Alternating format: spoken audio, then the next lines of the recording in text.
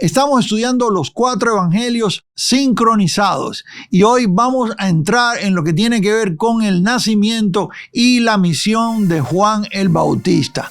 Estamos emocionados y estamos listos. Ya comenzamos.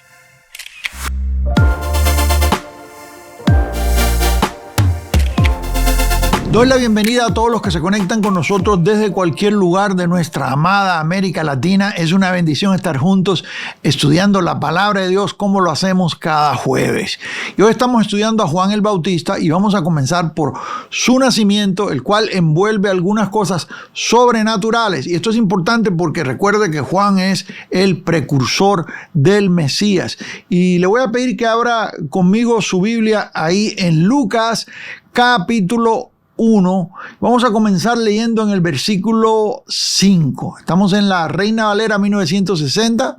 Lucas capítulo 1, versículo 5. Dice: hubo en los días de Herodes era el rey en ese momento, en los días de Herodes, rey de Judea, aquí está claramente la zona de la región de Judea, un sacerdote llamado Zacarías. Este es el padre de Juan, Zacarías, de la clase de Abías.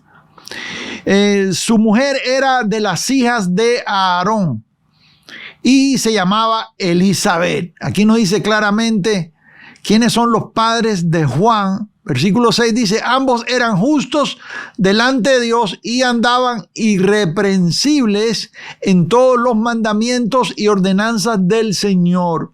Ellos eran gente que ya estaban en el ministerio sirviendo a Dios y eran fieles, eran gente que eran irreprensibles, dice el texto, en los mandamientos y ordenanzas del Señor. No, usted y yo sabemos que nadie pudo cumplir la ley completamente, pero ellos tenían una conducta irreprensible en la comunidad. Ellos eran personas que tenían un buen testimonio. Sí. Verso 7 dice: pero no tenían hijo porque Elizabeth era estéril. Aquí comenzamos a ver algunas cosas. Y es el propósito de Dios, el plan de Dios con personas, con mujeres que eran estériles. Eso lo vemos por ejemplo, en el nacimiento de Isaac, que Sara era de edad avanzada. Aquí lo vamos a ver también, de edad avanzada, y no podía tener hijos. Y Dios le había dado la promesa a Abraham y a Sara de que iban a tener una descendencia y que de esa descendencia iba a venir un pueblo inmenso, y que iban a ser padre de naciones y madre de multitudes o de muchedumbre. Pues aquí vemos un paralelo, y nosotros encontramos paralelos en la palabra de Dios todo el tiempo. Usted tiene que prestar atención. Usted tiene que prestar atención cuando hay una persona que es tartamudo, como en el caso de Moisés, que no puede hablar y no puede expresarse, pero Dios decide usarlo. Y usted ve repetición de esto en el texto. Pablo era una persona torpe de palabras. La Biblia lo dice, tartamudeaba. Y lo vemos otra vez y vemos cosas así. Porque Dios usa a quien Él quiere usar, como le he dicho antes. Él no hace una reunión con un comité para ver quién está de acuerdo y para hacer votaciones. Cuando Dios va a levantar a alguien, lo levanta y punto, porque Él es Dios. ¿Sí? Él no levanta a personas que están capacitadas, o en otras palabras, Él no escoge a personas capacitadas, Él capacita a escogidos. Escríbalo ahí. Dios no escoge a capacitados, Él capacita a escogidos. Y este es lo que nosotros vemos acá. Ahora, Elizabeth era estéril y ambos eran de edad avanzada. Amado, usted sabe lo que sucede cuando la gente ya va llegando a la vejez. La habilidad de tener hijos se va perdiendo, especialmente en la mujer. En ambos, pero bueno, usted ve en la noticia aquí un actor famoso que tiene 90 años y acaba de tener un niño. Y uno se pregunta y dice, bueno, no sé, pero bueno, milagros pueden ocurrir. Ahí está Abraham y Sara, ¿no? Pero en edad avanzada, la mujer, usted sabe que la mujer tiene un espacio de tiempo en que es fructífera en esa área. Una mujer que ya llega a cierta edad ya no puede tener hijos. Llega un momento en que no puede. Ahora, dice que no tenían hijos porque Elizabeth era estéril. Quiere decir que no podían tener hijos porque había un problema, había una enfermedad, esterilidad. Pero la otra cosa que nosotros vemos aquí es que eran de edad avanzada.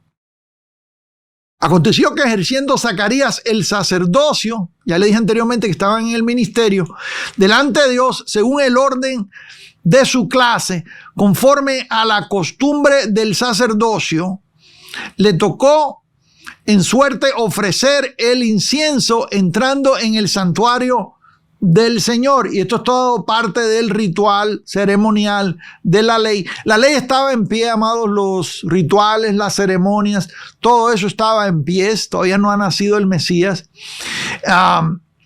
Y toda la multitud, aún cuando nació Jesús, nació de mujer bajo la ley, dice el texto. Jesús fue presentado en el templo, Jesús fue circuncidado al 8º día, conforme al rito de Moisés, conforme lo decía la ley, y creció bajo la ley, yendo con sus padres al templo. Nosotros lo vemos ahí en la vida de Jesús cuando era un niño. Pero en su muerte, él cumple la ley. Usted sabe eso, capítulo 10, verso 4 de Romanos, el fin de la ley es Cristo, para traer un mejor pacto fundado sobre mejores promesas, la plenitud de lo que es la gracia de Dios. Ahora, acá todavía eso no ha sucedido, ¿sí? Entonces, este señor, Zacarías, está haciendo lo que tenía que hacer conforme al sacerdocio. Entrando al santuario del Señor. Dice, y toda la multitud del pueblo estaba fuera orando a la hora del incienso. Y se le apareció un ángel del Señor puesto en pie a la derecha del altar del incienso, en el ritual, en el templo. Y se turbó Zacarías al verle y le sobrecogió temor. Pero el ángel le dijo, Zacarías, no temas, porque tu oración ha sido oída, y tu mujer Elizabeth te dará a luz un hijo, y llamarás su nombre Juan. Aquí está el ángel diciendo cuál es el nombre que tiene que tener el niño que iba a nacer. Sí, en el original, en el griego, vamos a verlo acá. Venga conmigo al griego unos minutitos. Y Ioannes, del original, que significa Juan. Sí, Juan, nombre de 4. Vámonos al texto de regreso. Y verso 14, y tendrás gozo y alegría, y muchos se regocijarán de su nacimiento, porque será grande delante de Dios. Bueno, Jesús dijo en una ocasión que no había ninguno más grande que Juan, hablando de profetas. Será grande delante de Dios. No beberá vino ni sidra, y será lleno del Espíritu Santo aún desde el vientre de su madre. Y eso es un voto. Y hará que muchos de los hijos de Israel se conviertan al Señor Dios de ellos. Conversión. El bautismo de arrepentimiento, como nosotros lo conocemos, de Juan, que llamaba al pueblo a arrepentirse de sus pecados y regresar al Señor. E irá delante de él con el espíritu y el poder de Elías. Aquí está algo muy tremendo. Y responde a la pregunta si era Juan el Elías que había de venir, los cuales algunos lo han usado para hablar o apoyar la filosofía, porque no es doctrina, de que tienen algunos pueblos paganos en cuanto a la reencarnación. Y algunos han dicho, si Elías, Jesús dijo, hablando de Juan, dice, este es el Elías que había de venir. Entonces algunos dicen que, y luego vemos a Juan que aparece ministrando, eso lo vamos a ver más adelante, aparece ministrando también vestido de pelos y con un cinturón igual que Elías. Y algunos dicen, bueno, este es Elías que reencarnó, una reencarnación de Elías. Hay una diferencia entre esa idea y lo que es el espíritu de Elías, que es muy diferente. Sí, pero cuando Jesús dijo, este es el Elías que había de venir, está hablando de que Juan ministraba en el espíritu de Elías, no que era una reencarnación de Elías, porque la Biblia no apoya la reencarnación. Pero aquí este texto nos da bastante luz en cuanto a eso. Dice, e irá delante de él con el espíritu y el poder de Elías. O sea, no dice el texto aquí que es Elías, que es una reencarnación de Elías, lo cual no es bíblico. Está diciendo que andaba en el espíritu y el poder de Elías. ¿Por qué esto es importante, amado? Elías fue tremendo profeta. Elías es uno de los profetas más grandes que tiene Israel. Yo sé que en el estudio de la teología a usted le enseñaron, estudio en el Instituto Bíblico, de que el mayor de los profetas es Isaías. Usted estudia los profetas y se dividen en dos grupos para el estudio. Los 4 profetas mayores y los 12 profetas menores, también conocidos como los profetas de Israel. Y de los profetas mayores, el más grande es Isaías. ¿Por qué razón? Porque Isaías, posiblemente 2 razones, pero la mayor es porque Isaías es el que más escribió. En otras palabras, el que escribió más cantidad es mencionado como el profeta mayor. En otras palabras, el más grande de los profetas mayores, que son Isaías, Jeremías, Ezequiel y Daniel. Ahora, decimos que Isaías es el mayor porque escribió más. También algunos han añadido que es el profeta mesiánico, ese es el que más claramente habla del Mesías, o que el que más claramente nos da un retrato del Mesías. Eso se puede añadir ahí. Pero en cuanto a la importancia, en cuanto a lo que tiene que ver con milagros, poder, usted no ve demostraciones de poder más grandes que en el ministerio de Elías Tisbita. Sí, Elías, que en realidad no se conoce bien de dónde viene, de dónde salió, se conoce la zona de donde viene, pero no su parentela, aparece en la escena en un momento crucial cuando Israel estaba entregado a la idolatría.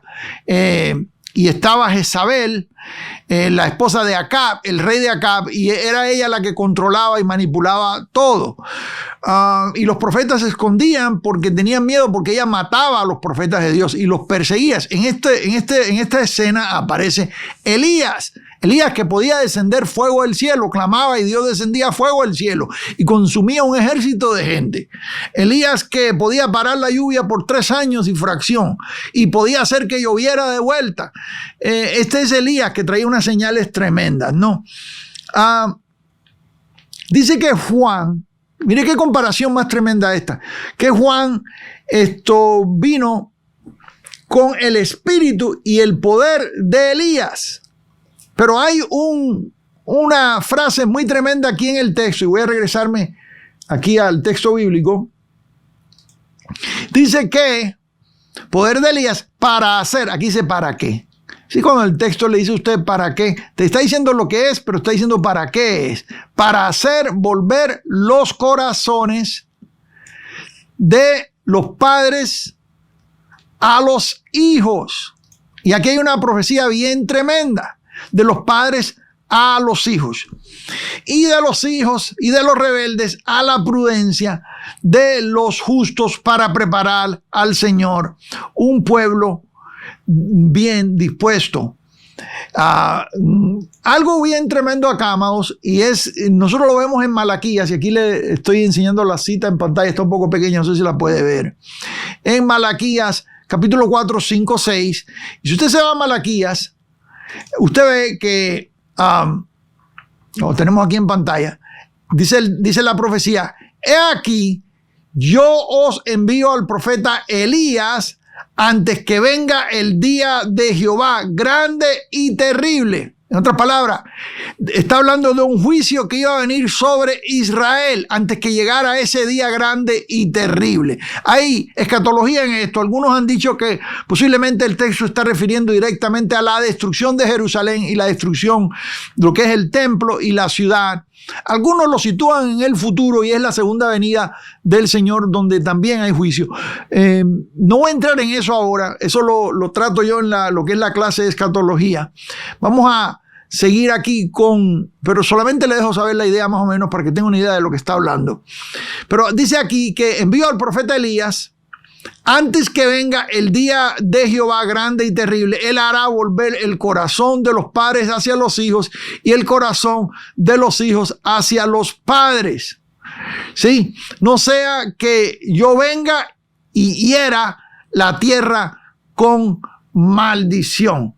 Entonces, aquí estamos viendo nosotros la profecía que donde el texto está hablando de dónde es, a qué se refiere Lucas, de dónde saca Lucas la cita cuando dice, cuando está refiriendo a Juan el Bautista. Sí.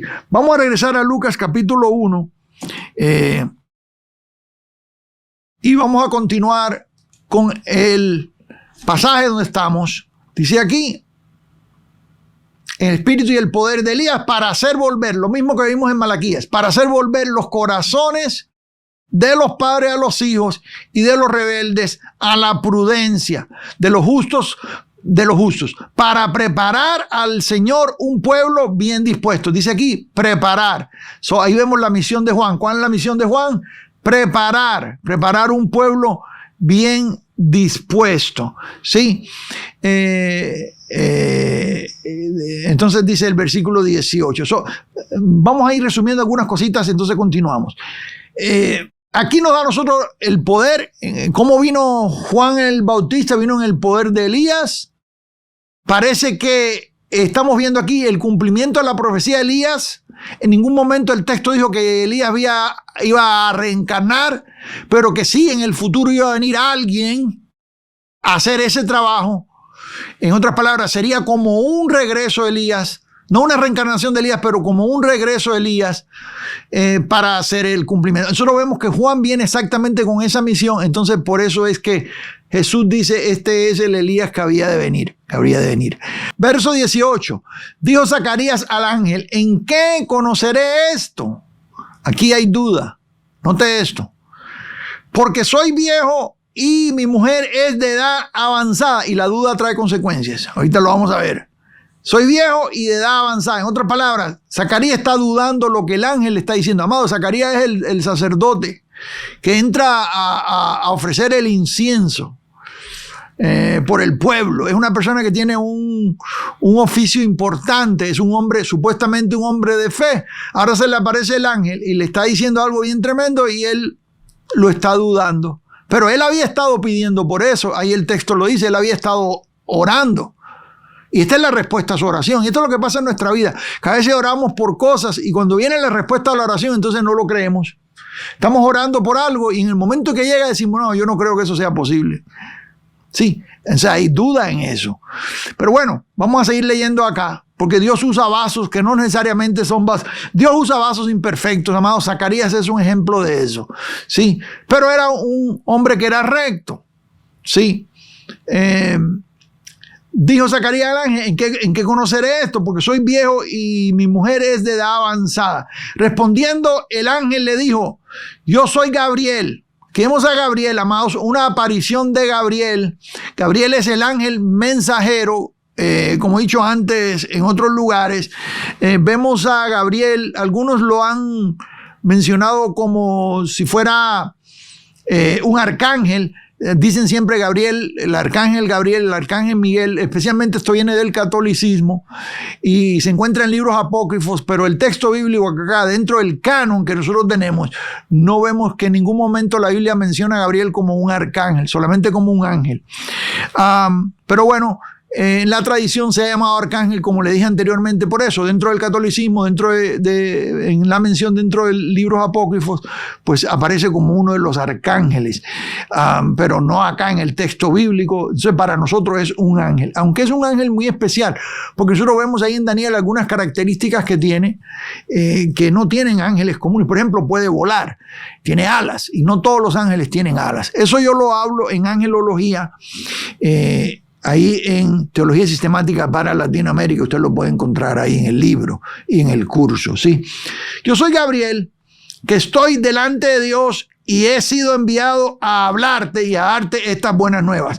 Y ahora quedarás mudo. En otras palabras, ¿querías señal? Estás dudando, estás pidiendo una señal, que decir, porque no crees. Hay gente que siempre está pidiéndole señales al Señor. Cuando es más sencillo simplemente creer. Ahora quedarás mudo por estar dudando. Eso es. Ahora quedarás mudo y no podrás hablar hasta el día en que esto se haga. Por cuanto no creíste. Aquí está, amado, no lo inventé yo. Aquí está en el texto. Por cuanto no creíste. Mis palabras, las cuales se cumplirán a su tiempo. Y el pueblo estaba esperando a Zacarías y se extrañaba de que él se demorase en el santuario. Pero cuando salió no les podía hablar y comprendieron que había visto visión en el santuario. Él les hablaba por señas y permaneció mudo. Eso está bien tremendo. Vamos a ir avanzando en el texto, amados. Y dice el versículo 23. Y cumplidos los días de su ministerio, se fue a su casa. Después de aquellos días concibió su mujer Elizabeth y se recluyó en casa por 5 meses diciendo: así ha hecho conmigo el Señor en los días en que se dignó quitar mi afrenta entre los hombres. En otras palabras, algo muy tremendo, quedar embarazada en una edad avanzada, alguien que era estéril. Esto es algo bien tremendo. Esto comienza el nacimiento, el evento del nacimiento de Juan el Bautista como algo sobrenatural. Vamos a continuar leyendo acá.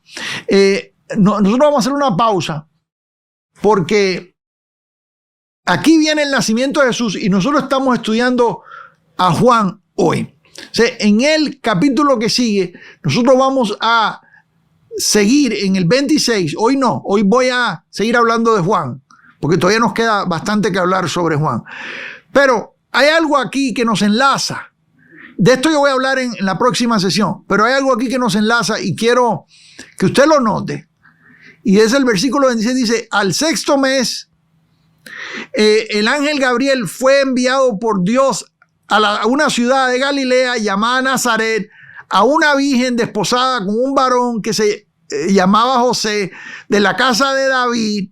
¿Se acuerda que estudiamos la genealogía en el capítulo pasado, en la sesión pasada? Y el nombre de la virgen era María. O sea, aquí vemos también a Gabriel, el mismo que trae el mensaje a Elizabeth. Él mismo está trayendo mensaje a María sobre el nacimiento de Jesús. Vamos a la guía de estudio, porque hay algunos comentarios que yo quiero compartir con usted en la guía de estudio, para que usted vaya tomando nota ahí. Si no ha descargado la guía de estudio, recuerde hacerlo, es gratis totalmente y el enlace está ahí en la descripción. Descárguela y si usted tiene un libro de notas, es bueno que vaya tomando notas conmigo, porque recuerde, esto es un estudio bíblico, ¿sí? Vamos a la guía de estudio y vamos a ver algunas notas que tenemos aquí. Zacarías, sacerdote de la clase de Abías, y su esposa Elizabeth, descendiente de Aarón, eran justos y obedientes a Dios, pero no podían tener hijos. No, anote eso ahí. Mientras Zacarías oficiaba en el templo, un ángel del Señor, en este caso Gabriel, se le apareció y le anunció que Elizabeth concebiría y iba a dar a luz. No, eso lo vimos en el versículo 8 al 13. Este niño sería grande delante de Dios, lleno del Espíritu Santo desde el vientre, y tendría la misión de preparar el camino del Señor. Lo vemos en los versículos 14 y 17, ¿sí?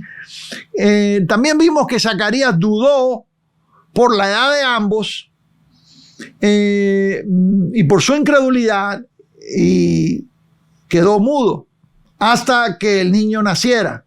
Sí, y eso lo vimos en el versículo 18 al 22. Elizabeth concibió y reconoció la misericordia de Dios al quitar su afrenta delante de los hombres. Sí, hasta ahí tenemos una idea de lo que sucede, los acontecimientos que suceden antes del nacimiento, lo que va llevando al nacimiento de Juan. Es importante, y le mencioné antes a Isaac, le mencioné antes a Samuel, por ejemplo, de Sara y Abraham, que no podían tener hijos. El caso de Samuel, por ejemplo, su mamá Ana tampoco podía tener hijos. Ella va, derrama su alma delante del Señor, el Señor le da a Samuel, ella va y lo lleva al templo y lo presenta para que sirva en el templo y se lo deja allí a Elí. Elí se encarga de criar en los primeritos años de la vida de Samuel. Samuel crece en el templo. Samuel llega a ser una persona que tiene los tres oficios que habían presentes en ese momento, que era el oficio de juez, el oficio de sacerdote y el oficio de profeta, los tres: sacerdote, profeta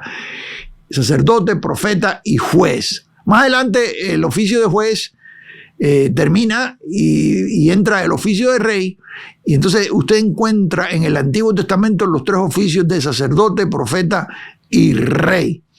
Bueno, en el caso de Samuel, Samuel tenía los tres ministerios que existían: sacerdote, profeta y juez.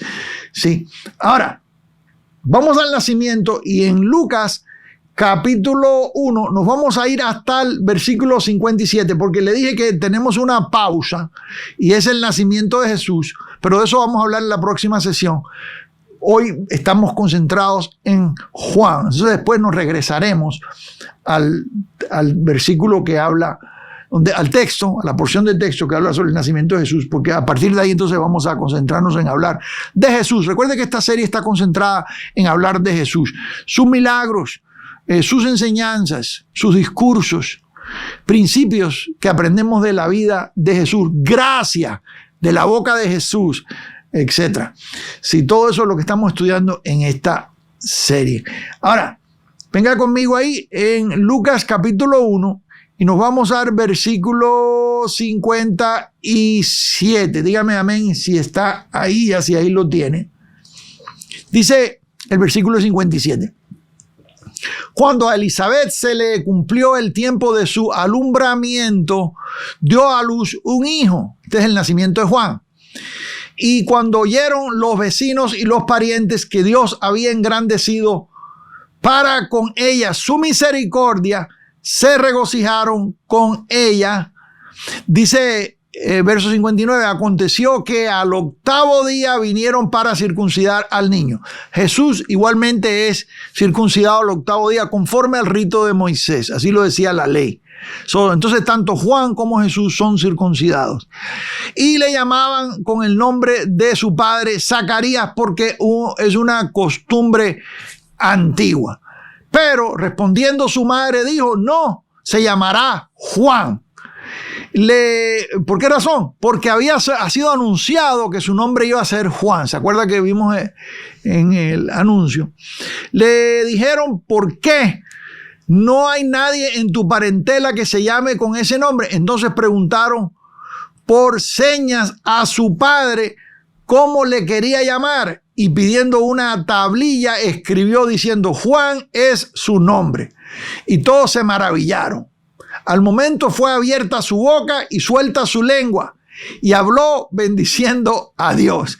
Ahí se cumplió, como había dicho Gabriel, lo que le había dicho, quedarás mudo hasta este momento en el nacimiento de Juan. Entonces, bueno, ahí se cumplió. Sí, verso 5, y se llenaron de temor todos sus vecinos, y todas las montañas de Judea se divulgaron todas, dice, en todas las montañas de Judea se divulgaron todas estas cosas, y todos los que las oían las guardaban en su corazón, diciendo, ¿quién pues será este niño? ¿Quién será este niño? Y la mano del Señor estaba sobre él. La mano del Señor estaba sobre él. Vamos a recapitular lo que acabo de leer, y entonces ahí vamos a continuar con los textos que siguen, ¿sí? Primero, Juan nació, los vecinos y parientes reconocieron la misericordia de Dios sobre Juan, es decir, la misericordia que Dios había tenido con Elizabeth, su mamá.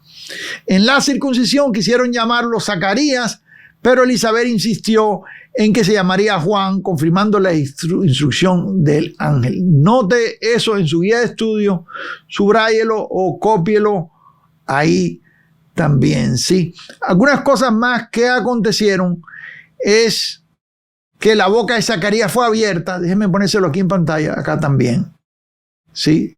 La boca de Zacarías fue abierta y bendijo a Dios. Y luego el temor y asombro llenaron a todos y se preguntaban qué sería de este niño porque la mano del Señor estaba con él. Eso fue todo lo que leímos. Yo hago un comentario en la guía de estudio. Recuerde que en la guía de estudio a cada pasaje yo le voy añadiendo un comentario. Usted tiene que buscar en la guía de estudio los comentarios, ¿sí? Recuerde que esto va a ser un libro y en el libro va a ser un comentario completo. Estamos trabajando en él en este momento, dicho sea de paso. Espero para cuando termine la serie tenerlo casi terminado, enviándolo a la publicadora. Y por eso aparecen algunos numeritos acá. Ignoren los numeritos porque eso tiene que ver con el trabajo que estamos haciendo allá. Pero en el comentario yo escribo acá: el nacimiento de Juan es celebrado como una intervención divina. El nombre Juan significa Dios ha mostrado su gracia, anticipado su misión de anunciar al Cordero de Dios. La obediencia de sus padres confirma la importancia de someterse a la palabra de Dios, aun cuando parezca incomprensible. Entonces, ahí eso nos da a nosotros una idea de lo que acaba de pasar. Ya sabemos que sus padres son Zacarías, que son Elizabeth, y que estos servían a Dios. Hay un cántico en el capítulo, aquí en Lucas, en el versículo 67 que sigue, que es un cántico, es conocido como el cántico de Zacarías o profecía de Zacarías. Vamos a cubrirlo, amados, porque esto es un estudio en que estamos yendo versículo por versículo. Dice versículo 67. Y Zacarías, su padre, fue lleno del Espíritu Santo y profetizó. En ese momento fue lleno del Espíritu Santo, algo bien tremendo. Profetizó diciendo: bendito el Señor, Dios de Israel. Y dicho sea de paso, esto acá es entregado como un cántico. Y es poético, es una profecía poética. Bendito sea, y cuando uno lo lee en el texto original se puede dar más cuenta de esto, ¿sí? Bendito el Señor Dios de Israel, que ha visitado y redimido a su pueblo y nos levantó un poderoso Salvador en la casa de David su siervo, como habló por boca de sus santos profetas que fueron desde el principio. Salvación de nuestros enemigos y de la mano de todos los que nos aborrecieron, para hacer misericordia, escuche bien esto, para hacer misericordia con nuestros padres y acordarse de su santo pacto, el juramento que hizo Abraham, nuestro padre, que nos había de conceder, que librados de nuestros enemigos sin temor, les serviríamos en santidad y en justicia delante de él todos nuestros días. Y tu niño profeta del Altísimo serás llamado, porque, y tú, niño, profeta del Altísimo, serás llamado, porque irás delante de la presencia del Señor para preparar sus caminos. Aquí está otra vez la frase preparar, para dar conocimiento de su salvación a su pueblo, para perdón de sus pecados, por la entrañable misericordia de nuestro Dios, con que nos visitó desde lo alto, para dar luz a los que habitan en tinieblas y en sombra de muerte, para encaminar nuestros pies por camino de paz. Y algo muy importante aquí que vemos en el texto, en el versículo 80, dice: y el niño crecía y se fortalecía en espíritu. Algo muy importante, un detalle muy importante sobre Juan el Bautista. Ahora, usted se da cuenta, antes de seguir con esto, que Zacarías está profetizando algo bien tremendo acá. Porque Zacarías sabe que el trabajo de Juan es preparar. Y lo dice en la profecía. Él no está diciendo que Juan es el escogido del Señor o que Juan es el Mesías. Él está diciendo que Juan es parte de la venida del Mesías, pero viene a preparar el camino. En otras palabras, es un preparador. Versículo otra vez 80, el niño crecía y se fortalecía en espíritu y estuvo en lugares desiertos hasta el día de su manifestación a Israel. Quiere decir que Juan el Bautista, que era profeta, así igual que Elías Tisbita, siempre andaba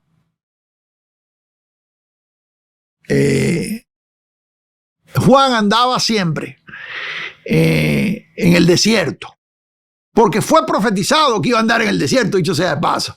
Pero de la misma manera que Elías Tisbita andaba en el desierto, y Juan andaba con un vestido de pelos, de igual manera que de pieles, de igual manera que y un cinto de piel, de igual manera que Elías Tisbita, sí. Vamos a ver el comentario en 3 partes y me lo llevo otra vez a la guía de estudio.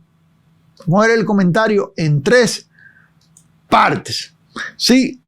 Número 1, la alabanza de Dios por el Salvador en el versículo 67.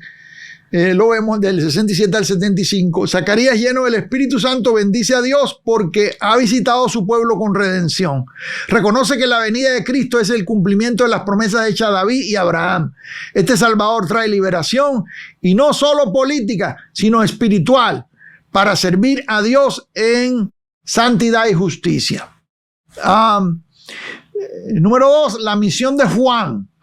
Zacarías, después vamos a ampliar más sobre la visión en otra sesión. Pero Zacarías se dirige a su hijo. Juan sería el profeta del Altísimo, precursor del Señor.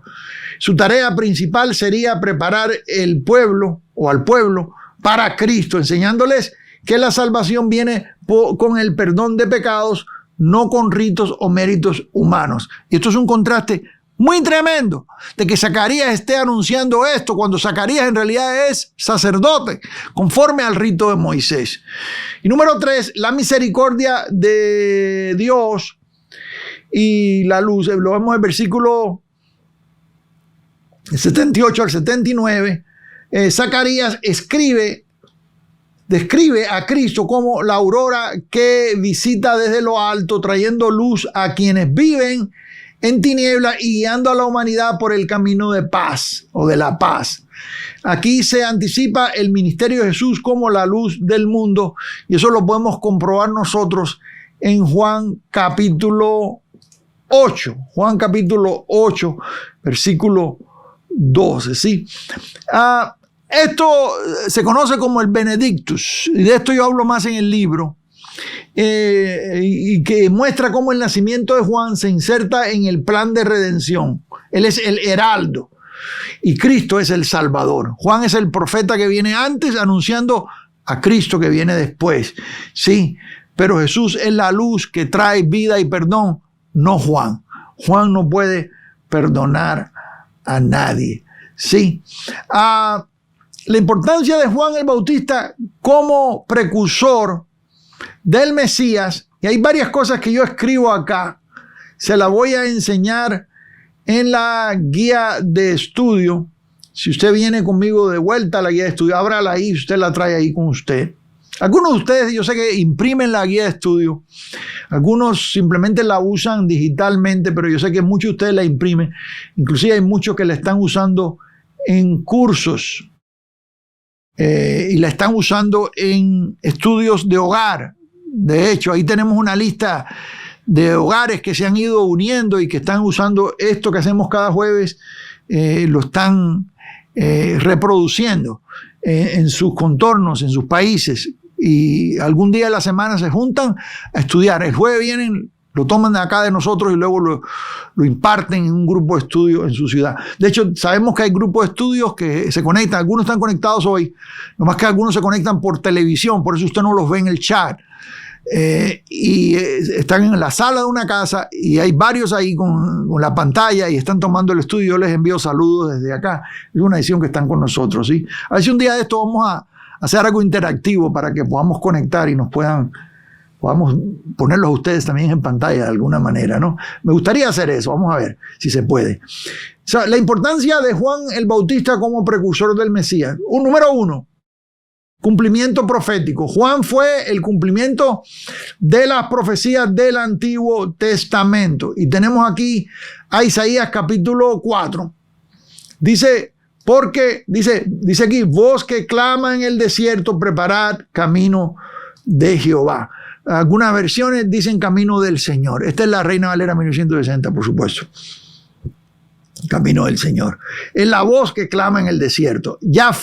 Juan fue profetizado por Isaías. Es decir, que nosotros en las profecías mesiánicas no solamente vemos la profecía del Mesías, vemos las profecías del precursor también. Algo bien tremendo. Malaquías 3:1, he aquí yo envío mi mensajero, dice, el cual preparará el camino delante de mí. Quiere decir que Jesús venía, pero alguien venía delante de él. Ambas cosas se cumplieron, ¿no? Una sola aparición demostraba que Jesús, su sola aparición, ¿verdad? Que Jesús estaba cumpliendo sus promesas y que el Mesías estaba por manifestarse. Número 2. Estamos hablando de la misión de Juan, amados.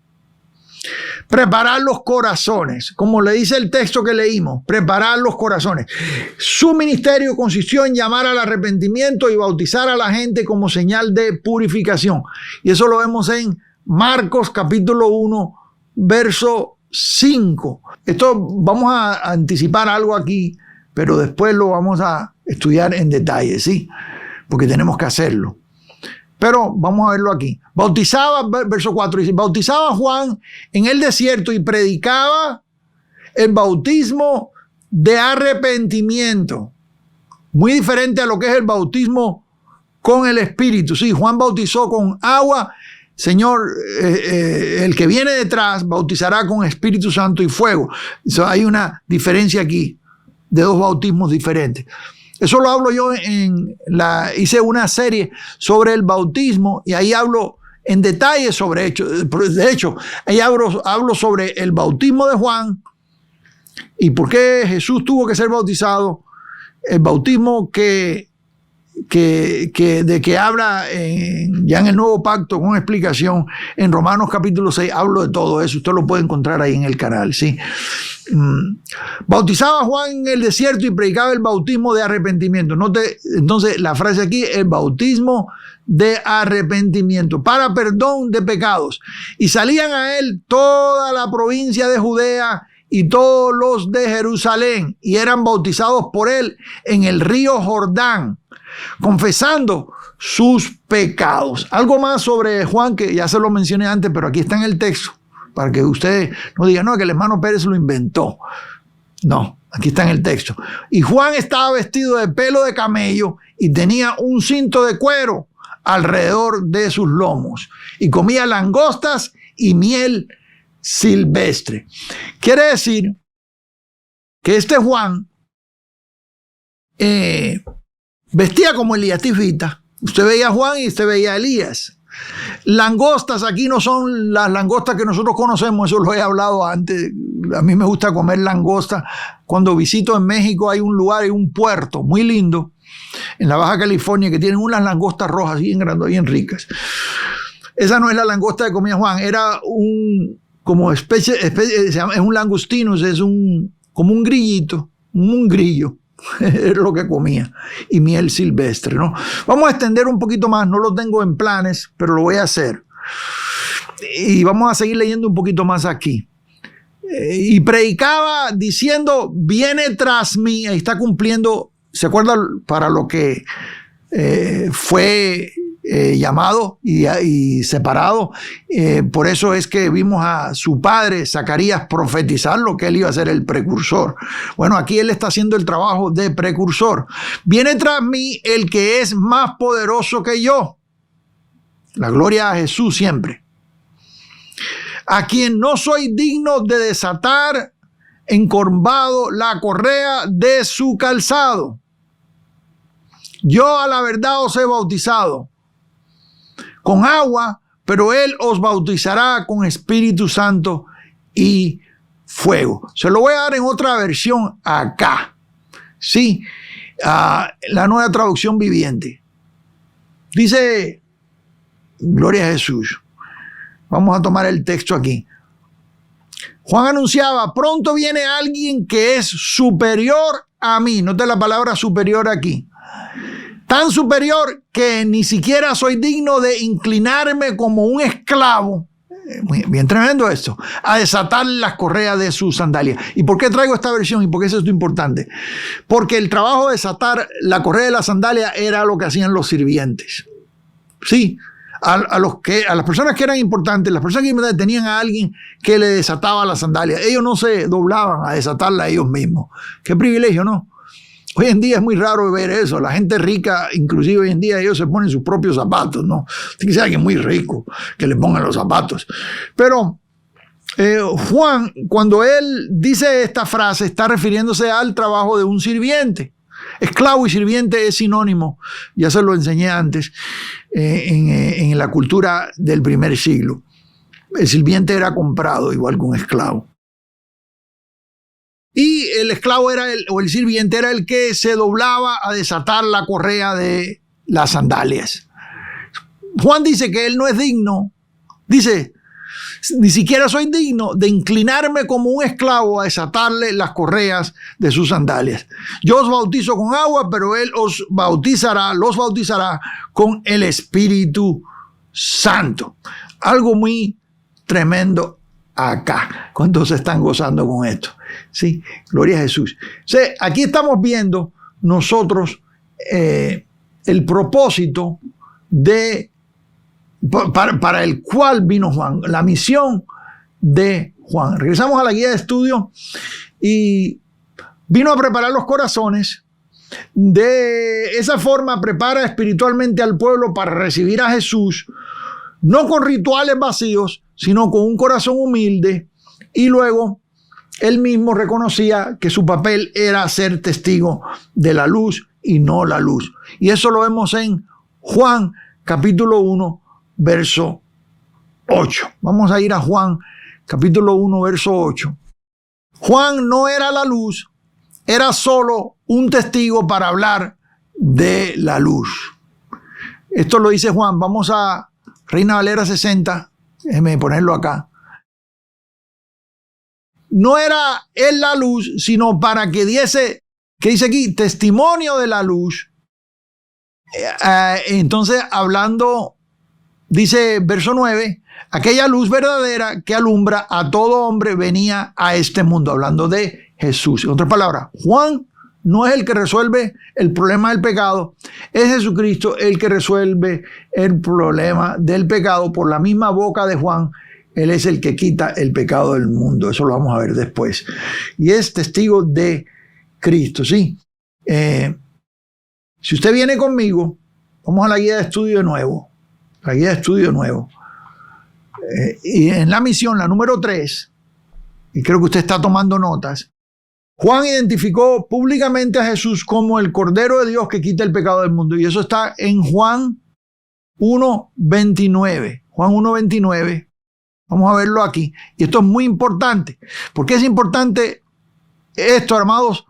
Porque aquí estamos hablando ya de justificación por fe. Nuestro pecado es no solamente cubierto como lo que hacía el sacerdote en el antiguo pacto cuando entraba al lugar santísimo a cubrir los pecados del pueblo, sino que es quitado. Sí, versículo 29 del capítulo 1 de Juan dice, el siguiente día vio Juan a Jesús que venía a él y dijo, he aquí el Cordero de Dios. El Cordero de Dios, el Lamb of God, el Cordero de Dios, que quita el pecado del mundo. No lo cubre solamente por un año como en el ritual de la ley donde el sumo sacerdote cubría el pecado del pueblo, pero luego tenía que regresar al año siguiente y ofrecer otra vez por los pecados. La palabra pecado aquí en el original, en el griego, es harmatía. Es todo lo que tiene que ver con algo pecaminoso, ¿sí? la acción de desobedecer o pecar. Ahora, regresando aquí al texto, dice del mundo. Él es el que quita el pecado del mundo, ¿sí? El Señor vino no a tapar el pecado por un año como lo hacía ritual en el tabernáculo o en el templo, sino a quitarlo de una vez, a quitar el pecado, como nosotros lo estudiamos en Hebreos. Ahora vamos a regresar a la guía de estudio Cordero de Dios que quita el pecado del mundo.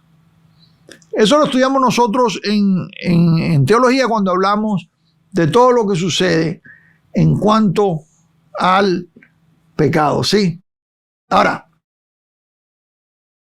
fue el puente entre Antiguo y el Nuevo Testamento, el último profeta de la era antigua y el primero en señalar directamente al Mesías. Después de Juan, terminaron los profetas antiguos. Termina la era de los profetas antiguos. Jesús era profeta también, aparte de ser el Mesías, era profeta también. El texto dice que él era el profeta que había de venir. Pero Juan es el último en la línea de los profetas antiguos. Hasta Juan, el texto dice. Jesús mismo dijo, de los nacidos de mujer no se ha levantado otro mayor que Juan el Bautista. Eso se lo había dicho anteriormente. Entonces Juan es el más grande de los profetas, aún más grande que el mismo Isaías, ¿no? Aún más grande que Elías Tisbita. Vino en el espíritu de Elías. Más grande, ¿por qué más grande que Elías Tisbita? Porque sí, Elías Tisbita descendía fuego del cielo, resucitaba muertos, cosas tremendas, ¿no? Y a Juan no lo vemos descender fuego del cielo. Pero Juan está encargado de traer, de dar la entrada al Mesías. Es el anunciador del Mesías.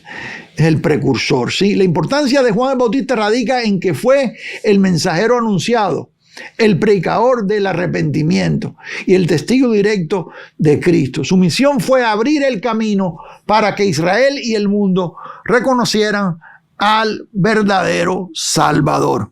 Esa es la misión de Juan, esa es la importancia de Juan. Para esto vino Juan el Bautista, ¿sí? Él mismo señala a Jesús siempre como mayor que él. Yo no soy digno ni de desatar las correas de su sandalia. Él es mayor. En otras palabras, no soy digno ni de hacer el trabajo de un siervo, de un esclavo. Por eso le traje la nueva traducción viviente. En otras palabras, todo el tiempo está levantando a Jesús y él menguando, ¿sí? Él menguando. Como él dice, es necesario que yo mengüe para que él crezca. Vamos a seguir en este estudio, amados, pero por ahora vamos a dejarlo hasta aquí. Si no se ha suscrito al canal, recuerde hacerlo acá para recibir notificaciones de estudios nuevos. Y aquí le voy a dejar más. Seguimos adelante. Bendiciones de lo alto.